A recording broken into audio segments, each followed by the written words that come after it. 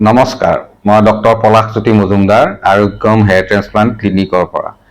আজি আমি এই ভিডিঅ'টোত কেইটামান হেয়াৰ ট্ৰেন্সপ্লান্ট বা চুলি সংৰোপণৰ ওপৰত বিশেষ কিছুমান পইণ্টছ ডিছকাছ কৰিম। যেনে হেয়াৰ ট্ৰেন্সপ্লান্ট কেতিয়া দৰকাৰ হয়, হেয়াৰ ট্ৰেন্সপ্লান্ট কেতিয়া কৰিব নালাগে, তাৰ খৰচটো কিমান, খৰচটো কেনেকৈ ধৰা হয়, চুলি, ফলিকল, গ্ৰাফ্ট এইবিলাকৰ মাজত কি পাৰ্থক্য, এনেধৰণে মই 20টা পইণ্ট ৰেডি কৰিছোঁ। সেইকেইটাৰ ওপৰত আজি ডিছকাছ কৰিম। ভিডিঅ'টো শেষলৈকে চাই যাব।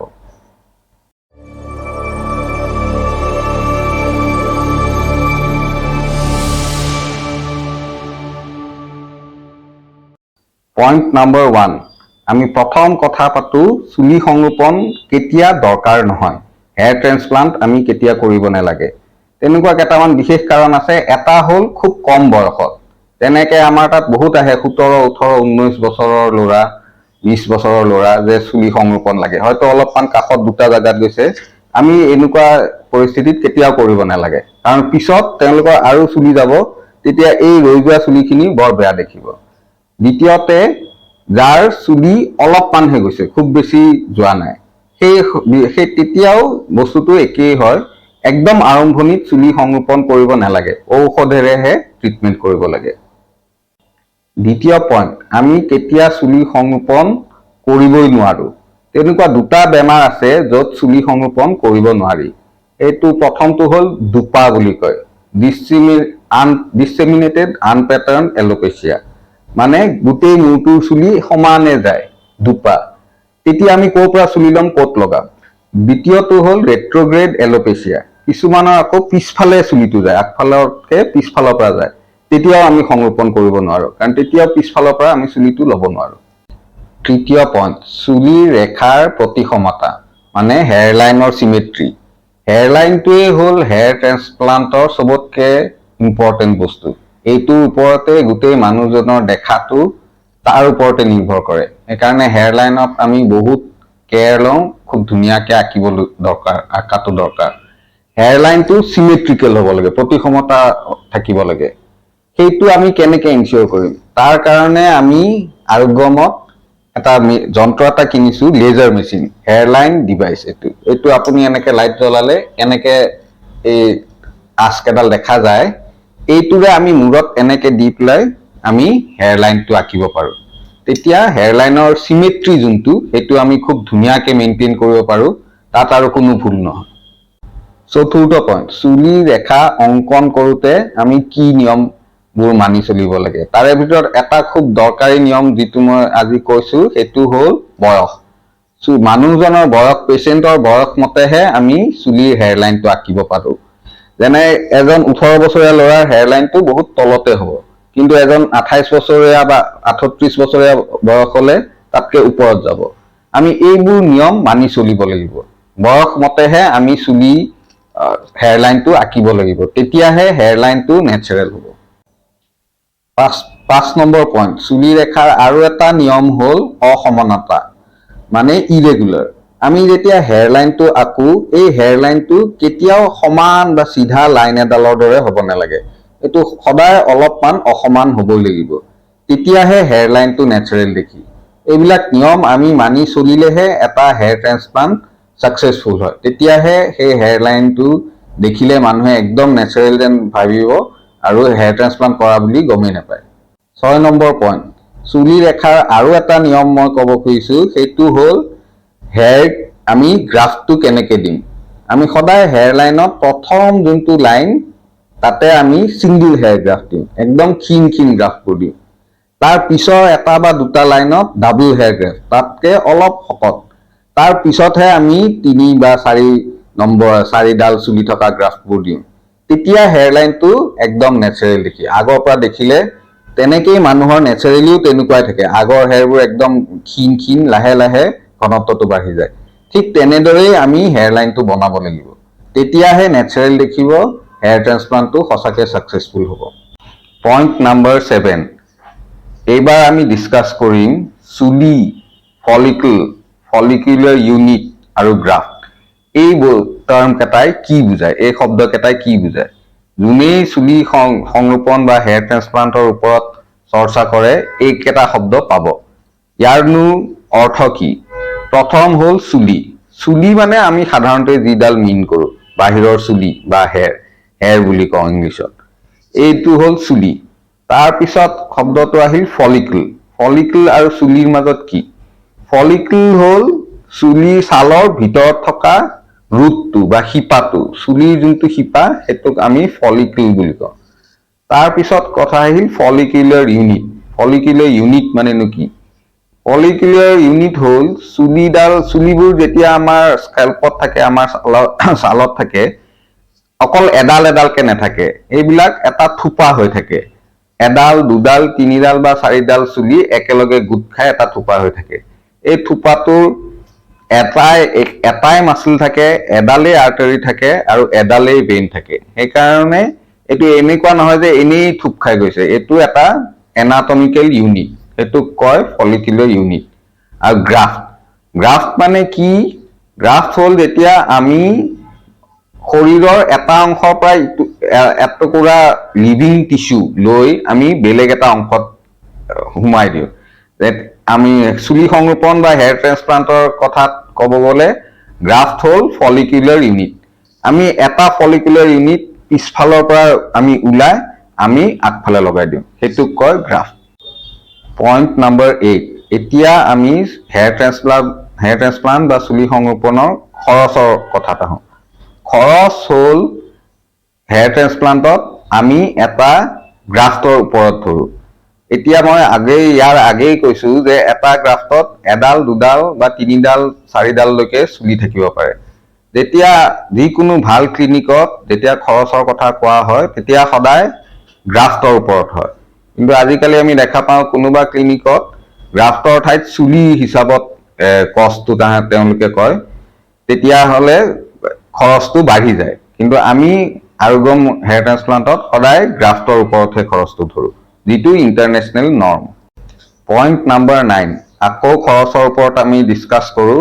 খৰচটো হ'ল এতিয়া মই ক'লোৱে আগৰবাৰ যে গ্ৰাফ্টৰ ওপৰত ধৰা হয়। এতিয়া আমি কিমান গ্ৰাফ্ট কৰিছোঁ পেচেণ্টজনে কেনেকে গম পাব, বা আপুনি যেতিয়া হেয়াৰ ট্ৰেন্সপ্লান্ট কৰিছে কেনেকে গম পাব? এনেই সাধাৰণভাৱে সেইটো গম পোৱা অসম্ভৱ কথা, কাৰণ পেচেণ্ট এজনে উঠি গণি থাকিব নোৱাৰে। আমি আৰোগ্যমত কি কৰোঁ? আমি গ্ৰাফ্টবোৰ এটা স্পেচিয়েল কাউণ্টিং ট্ৰেত থওঁ আৰু সেই কাউণ্টিং ট্ৰেৰ আমি আপোনাক ফটো দি দিওঁ। ফটো আপোনাৰ মোবাইলত দিয়া যায়, তেতিয়া আপুনি ঘৰত গৈ বা পিছত জুম কৰি চুলিৰ কাউণ্টটো একদম কনফিডেণ্টলি চাব পাৰে। তাৰ উপৰি চুলিৰ কণ্ডিশ্যন, আমি কোনোবা কাটা চুলি দিছো নে নাই, আৰু এডাল গ্ৰাফ্টত কেইডালকে চুলি আছে, এডাল, দুডাল, তিনিডাল আছে নে নাই, আমি গ্ৰাফ্ট দিছো নে চুলি, এই গোটেই কথাবোৰ একদম আমি ক্লিয়াৰকে দেখুৱাই দিওঁ ফটো দি পেলাই, যাতে কোনো মানুহৰ কোনো ডাউট নাথাকে মনত। পইণ্ট নম্বৰ 10, আকৌ খৰচৰ কথা পাতো। খৰচবোৰ কেনেকে ধৰা হয় এখন ক্লিনিকত? খৰচ নিৰ্ভৰ কৰে ক্লিনিকখনত কি কি সুবিধা আছে। যেনেকে আমি আৰোগ্যমত আমি কৰোঁ ডাউনটাউন হস্পিটেল। ডাউনটাউন হস্পিটেলত চববোৰ আছে, ICU আছে, পোষ্ট অফ কেয়াৰ আছে, ফাৰ্মাচী ইত্যাদি। মেইন OT আছে, OTত এনেস্থেটিষ্ট থাকে, বেলেগ চাৰ্জন থাকে। এই গোটেইবোৰ কথা খৰচত আহে। সৰু ক্লিনিক এখনত যাৰ বিশেষ ফেচিলিটি নাই তেওঁলোকে সস্তাটো দি দিব পাৰে, কিন্তু ডাউনটাউনৰ এই গোটেই ফেচিলিটিখিনি কাভাৰ কৰাৰ কাৰণে আমি এটা বেছ খৰচ এটা ধৰিব লাগিব। তথাপিও ডাউনটাউনত আমাৰ খৰচটো কমেই, আমাৰ গুৱাহাটীৰ ভিতৰত মধ্যমতে পৰে ডাউনটাউনৰ খৰচ। পইণ্ট নম্বৰ 11, আমি আকৌ খৰচৰ কথা পাতো।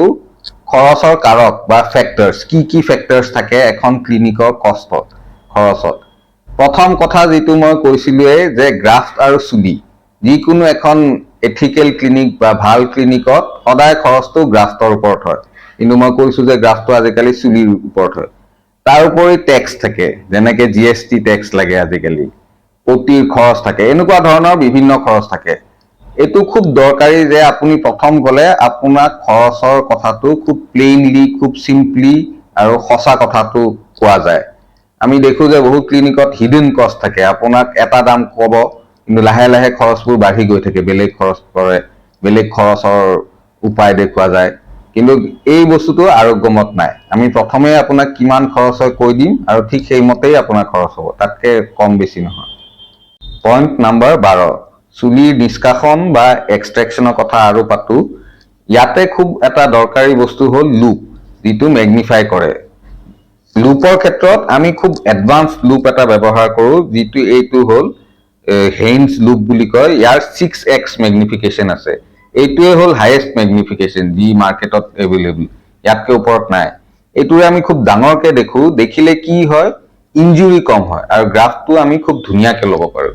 সেইকাৰণে আমি এইটো ব্যৱহাৰ কৰোঁ। পইণ্ট নম্বৰ 13, নিষ্কাশন বা এক্সট্ৰেকশ্যনৰ কথা আমি কওঁ। ইয়াতে এটা খুব ইম্পৰ্টেণ্ট বস্তু হ'ল পাঞ্চ। পাঞ্চ হ'ল যিহেৰে আমি চুলিডাল ওলাওঁ, গ্ৰাফটো যিহেৰে আমি ওলাওঁ। আমি আৰোগ্যমত খুব এডভান্স টেকনলজি এটা ইউজ কৰোঁ গ্ৰাফ পাঞ্চৰ ক্ষেত্ৰত। সেইটো হ'ল আমি এনেকুৱা এটা পাঞ্চ ইউজ কৰোঁ, এইটোক কয় ব্লাণ্ট টাইটেনিয়াম পাঞ্চ। টাইটেনিয়াম মানে খুব ষ্ট্ৰংগেষ্ট মেটেৰিয়েল যোনটো। ব্লাণ্ট মানে ইয়াৰ আগটো জোঙা নহয়, ব্লাণ্ট হয়। ব্লাণ্ট হলে কি হয়, তাৰ ইঞ্জুৰি নহয় গ্ৰাফটত ইঞ্জুৰি নহয়। অলপ সময়টো বেছি লাগে ওলাওঁতে, কিন্তু ইঞ্জুৰি নহয়। আমি এইটো এই কাৰণে ইউজ কৰোঁ যাতে আমাৰ ৰিজাল্ট খুব ভাল হয়। পইণ্ট নম্বৰ 14, এইবাৰ আমি ডিছকাছ কৰোঁ বিষ। হেয়াৰ ট্ৰেন্সপ্লান্টৰ বিষয়ে সকলোৱে চিন্তা কৰে, আৰু বিষটো আমি হেয়াৰ ট্ৰেন্সপ্লান্টত কওঁ যে বিষ কেৱল টেটু কৰিলে যিমানখিনি বিষ হয় কেৱল সেইখিনিহে বিষ হয়। আমাৰ তাত বয়সীয়াল মানুহেও কৰিছে, ছোৱালীয়েও কৰিছে, আৰামত কৰি যায়, ইমান একো দিগদাৰি নাপায়। তথাপিও আৰোগ্যমত আমি এটা লেটেষ্ট টেকনলজি ইউজ কৰিছো, সেইটো হ'ল এইটো বেজি নথকা ইনজেক্টৰ। ইয়াতে আপুনি দেখিব যে বেজি নাই, এয়াৰ প্ৰেচাৰেৰে এইটো দিয়া যায়। এনেকে কৰি পেলাই এইটোৰে ইনজেক্ট কৰিব পাৰি। এইটোৰে বিষটো আৰু কম হয়। পইণ্ট নম্বৰ 15, এইবাৰ আমি কথা পাতিম চুলিৰ ঘনত্ব। আমি কিমান ঘনত্বত চুলি দিওঁ। এতিয়া ঘনত্ব খুব ঘনকেও দিব পাৰি, খুব পাতলকেও দিব পাৰি। আমি আৰোগ্যমত যোনটো অপটিমেল ঘনত্ব, সেইটো হ'ল 35 গ্ৰাফছ পাৰ স্কুৱেৰ চেণ্টিমিটাৰ। মানে 1 চেণ্টিমিটাৰত 35 ডাল গ্ৰাফছ বহে। এইটোৱে হ'ল বেষ্ট ঘনত্ব, কাৰণ তাতকে বেছিকে দিলে চুলিৰ চাৰ্ভাইভেল কম হৈ যায়, আৰু তাতকে কমকে দিলে দেখাত ইমান ভাল নহয়। সেইকাৰণে আমি যিমান পাৰোঁ এই ঘনত্বতে সদায় হেয়াৰ ট্ৰেন্সপ্লান্টটো কৰোঁ। পইণ্ট নম্বৰ 16, ঘনত্বৰ মোহৰ বা ডেন্সিটি ষ্টেম্প। এইবাৰ আকৌ ঘনত্বৰ বিষয়ে কওঁ মই। আমি এই ঘনত্বটো কেনেকে আমি ঠিকমতে দিওঁ বা এনচিয়ৰ কৰোঁ। এনেই কিন্তু চকুৰে চাই পেলাই এই ঘনত্বটো নিৰ্ধাৰণ কৰিব নোৱাৰি। সেইকাৰণে আমি আৰোগ্যমত এটা কি টেকনলজি ইউজ কৰিছোঁ, আমি ডেন্সিটি ষ্টেম্প বা ঘনত্বৰ মোহৰ ইউজ কৰোঁ। এইটো আপুনি দেখিব ডেন্সিটি ষ্টেম্পটো এনেকুৱা, আৰু যেতিয়া আমি ছালত এইটো এটা ষ্টেম্পৰ দৰে মাৰি দিওঁ, এনেকে আমি ঘনত্বটো দেখা পাওঁ। তেতিয়া ঠিক সেইমতে আমি ফুটবোৰত মাৰি গ'লে আমি একজেক্ট ডেন্সিটিটো দিব পাৰিম। পইণ্ট নম্বৰ 17, চুলিৰ ৰোপণ বা ইমপ্লান্টেশ্যন। ইমপ্লান্টেশ্যনৰ বহুত ধৰণৰ টেকনিক আছে, যেনেকে ষ্টিক এণ্ড প্লেচ, আপোনাৰ ডাইৰেক্ট ইমপ্লান্ট কৰিব পাৰি। আমি যোনটো আৰোগ্যমত ইউজ কৰোঁ সেইটো হ'ল লেটেষ্ট টেকনলজি। আমি ইমপ্লান্টাৰৰ সহায়ত ইমপ্লান্ট কৰোঁ। এনেকুৱা ধৰণৰ ইমপ্লান্টাৰবোৰ থাকে, ইয়াতে আমি চুলিটো সোমাই স্কেল্পৰ ভিতৰত দিওঁ। ইমপ্লান্টাৰ ইউজ কৰিলে কি হয়, চুলিটো প্ৰটেক্টেড হৈ থাকে, চুলিটোৰ কোনো ডেমেজ নহয়, আৰু যোনটো এংগলত আমি দিব খোজো ঠিক সেইটো এংগলত দিব পাৰি। পইণ্ট নম্বৰ 18, আমি আহোঁ কৰ্মচাৰীৰ অৰ্হতা, বিশেষকে নাৰ্ছিং ষ্টাফৰ সদায় কোৱালিফাইড নাৰ্ছ হ'ব লাগে। আমি এইটো গৌৰৱেৰে ক'ব পাৰোঁ যে আৰোগ্য ক্লিনিকত সকলো নাৰ্ছ আমাৰ কোৱালিফাইড নাৰ্ছ। তেওঁলোক সকলোৱে নিজৰ ডিগ্ৰী পাইছে, আৰু চব কেইজনী খুব এক্সপিৰিয়েঞ্চড হয়। কোনোবাই হয়তো 10 বছৰ কৰিছে, কোনোবাই 5 বছৰ, কোনোবাই 7 বছৰ। এনেকে চববোৰ আমাৰ ষ্টাফ বহুত বছৰৰ পৰা কৰি আছে, আৰু খুবেই কোৱালিফাইড, খুবেই এক্সপিৰিয়েঞ্চ। পইণ্ট নম্বৰ 19, সেইটো হ'ল পষ্ট অফ কেয়াৰ। প্ৰচিডিউৰটো হৈ যোৱাৰ পিছত কেনেকে আপুনি কেয়াৰ পাব। আপোনাৰ বহুত সৰু সৰু প্ৰশ্ন থাকিব বা কিবা সুধিবলগীয়া কথা থাকিব। এইটো কাৰণে ডক্তৰজন সদায় হাতত থাকিব লাগে। আৰোগ্যমত মই নিজেই সদায় আপোনাৰ ফোন মই ৰিচিভ কৰিম। আপুনি মোক ফোন বা হোৱাটছএপ বা SMS কৰি মোক যিকোনো প্ৰশ্ন আপোনাৰ থাকিলে সুধিব পাৰিব। আৰু মই ডাউনটাউনত থাকোৱে, আৰোগ্যমত থাকোৱে, যেতিয়াই দৰকাৰ হয় আপুনি আহি মোক লগো ধৰিব পাৰিব। পইণ্ট নম্বৰ 20 হ'ল ডক্তৰৰ অৰ্হতা। মানে মোৰ নিজৰ কথাই কওঁ, মই ইয়াতে GMC গুৱাহাটী মেডিকেল কলেজৰ পৰাই পাছ আউট কৰিছিলোঁ। মই প্ৰথম ENTত কৰিলোঁ, তাৰপিছত হেয়াৰ ট্ৰেন্সপ্লান্টলৈ আহিলোঁ। হেয়াৰ ট্ৰেন্সপ্লান্টত মই বহুত জেগাত প্ৰশিক্ষণ লৈছো। মই ডুবাই গৈছো, বম্বে গৈছো, দিল্লী গৈছো।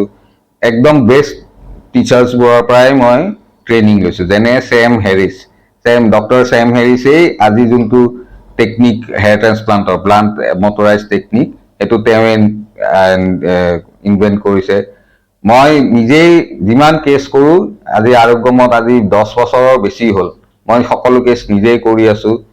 আপোনাৰ যিকোনো প্ৰশ্ন থাকিলে মোক সুধিব পাৰে। এইখিনিতে মোৰ ভিডিঅ'টো শেষ কৰোঁ। আপোনাৰ যদি কিবা প্ৰশ্ন আছে কমেণ্ট ছেকশ্যনত সুধিব পাৰে বা আৰোগ্যমত আহি মোক লগ ধৰি যাওক।